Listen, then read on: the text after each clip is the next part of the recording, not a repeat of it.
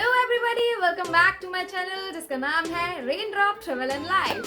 तो इंडिया में आज सभी तीज का फेस्टिवल सेलिब्रेट कर रहे हैं, लेकिन मैं यहाँ यूके में लंदन में किस तरह तीज का फेस्टिवल सेलिब्रेट करने वाली हूँ। तो चलिए देखते हैं वीडियो में। तो वीडियो को लास्ट तक देखिएगा और हाँ, यदि आप में से अभी किसी ने सब्सक्राइब नहीं किया है तो जल्दी से चैनल को सब्सक्राइब करिए ताकि आने वाले सारे वीडियोस के नोटिफिकेशन आप तक आते रहे।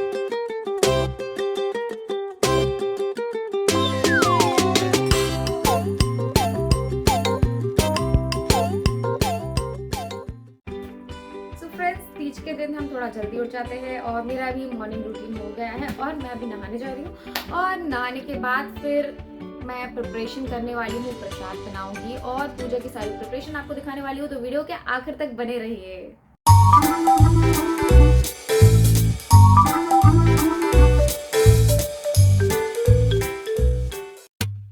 सो फ्रेंड्स, देखिए मैंने ये प्रसाद बनाया है और देखिए मैंने इसे कैसे बनाया है।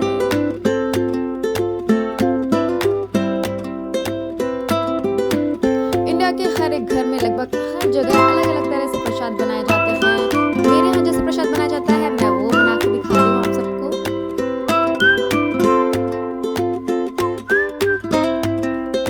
यदि आप इतनी ज्यादा मेहनत नहीं कर सकते तो आप मार्केट से भी प्रसाद मंगा सकते हैं। जरूरी नहीं कि आप घर में बनाएं, पर घर में बनाते हैं तो हमें भी अच्छा लगता है कि यार कुछ तो त्योहार है और हम कुछ बना रहे हैं।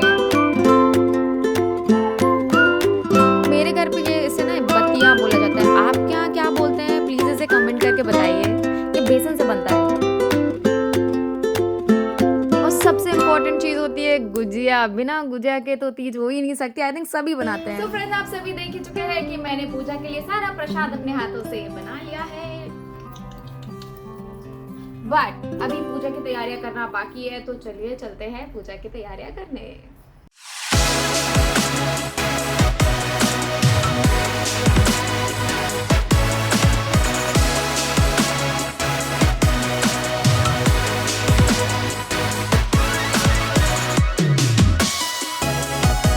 फेस्टिवल में जो मेन होता है वो होता है सोलह श्रृंगार। तो आज के दिन सारी औरतें या लड़कियां जो शादीशुदा नहीं है वो भी व्रत रहती है, वो सभी अपने रूप से निखारने में लगी होती हैं और अपने आप अच्छे से तैयार कर लेते हैं।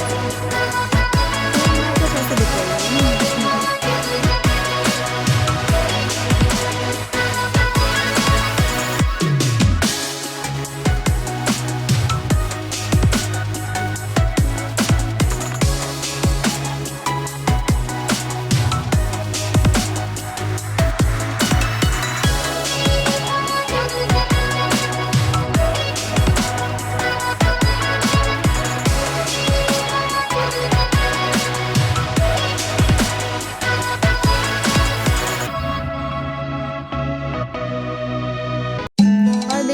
पूजा की तैयारियां कर ली है। ये जो प्रसाद हमने बनाया था वो है और कुछ फ्रूट्स है, नारियल है और यदि आप बाजार से भी कुछ मिठाई लेकर आ सकते हैं तो वो भी रख सकते हैं।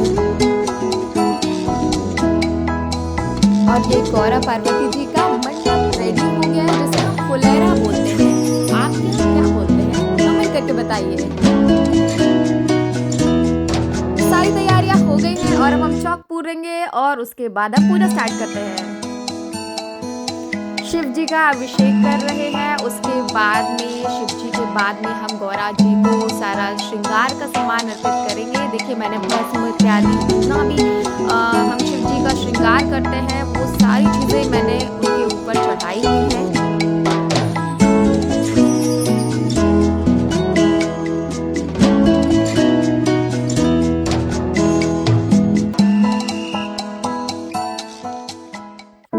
शिव जी को जनेऊ पहना रहे हैं और माता गौरा को सारा सुहाग का सामान अर्पित करेंगे ताकि माता गौरा जैसे उनका सुहाग अमर था वैसे हमारा सुहाग भी अमर रहे।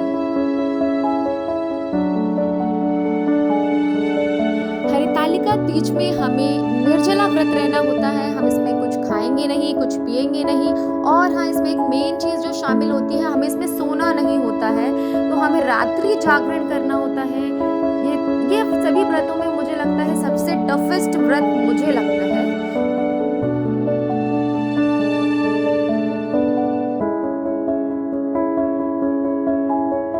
सभी सभी लोग इस पर्व को अलग-अलग मनाते हैं, अपनी-अपनी तरह से मनाते हैं। लेकिन मुझे लगता है कि चाहे हम कितने भी अलग तरह से मना लें, लेकिन सबका एक ही इंटेंशन होता है, वो होता है अपने पति की लंबी आयु के लिए ये व्रत रखना और माँ गौरा से अपने सुहाग के लिए प्रार्थना करना।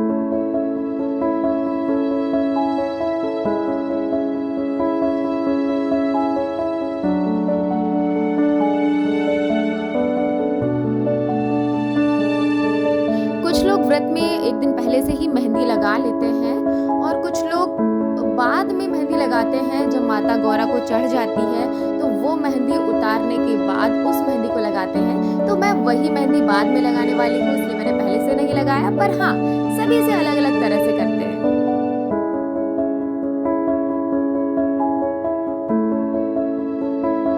कुछ लोग मुझसे पूछ रहे थे कि तुम्हें यार इतना सारा सामान पूजा का कैसे मिल गया? तो मैं तो सारा सामान पूजा का इंडिया से लेके आई थी, क्योंकि मुझे पता था कि तीज पड़ेगा और करवा चौथ पड़ेगा।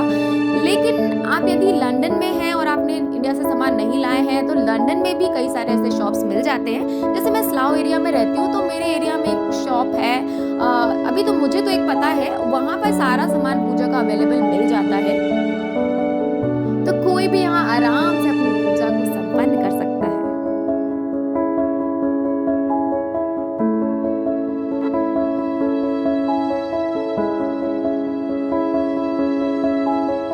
और सारी पूजा करने के बाद मैंने पहले कथा पढ़ी और कथा पढ़ने के बाद मैं हवन करने गई।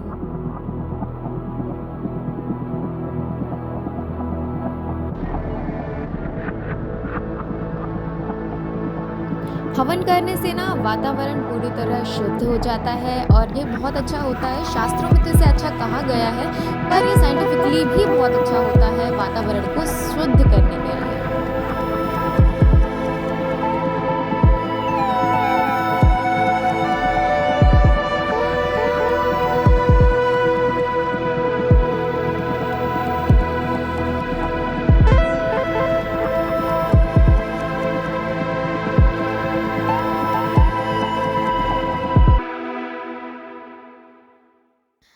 तो हवन करने के बाद हम करते हैं भगवान जी की आरती और मैं शुभ ओंकार की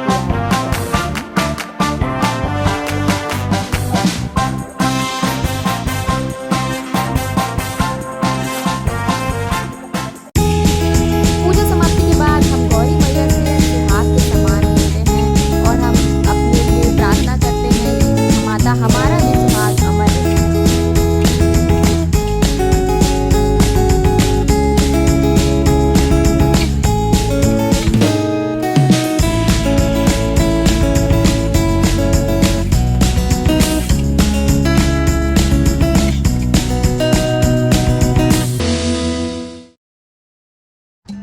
तो कुछ इस तरह से हमारी रात्रि की पूजा संपन्न हुई, लेकिन ये पूजा यहाँ पे कंप्लीट नहीं होती है। हमें इसके बाद रात में 3 बार और हवन देना है। 12 बजे, फिर हम 3 बजे देंगे और 4 बजे का हवन देंगे। उसके बाद ये सारी जो सामग्री है उसे हम सूर्योदय के पश्चात जाकर जल में हम इसे विसर्जित कर देते हैं, तब जाकर हमारी ये पूजा समाप्त होती है। सो फ्रेंड्स, यदि आप सभी को ये वीडियो अच्छा लगा है, आप सभी के लिए इंफॉर्मेटिव रहा है, पसंद आया है, तो प्लीज इस वीडियो को लाइक करिए और हाँ, कमेंट करके बताइए कि आपको कैसा लगा और आपके यहाँ पे तीज कैसे मनाते हैं। तब तक के लिए बाय बाय।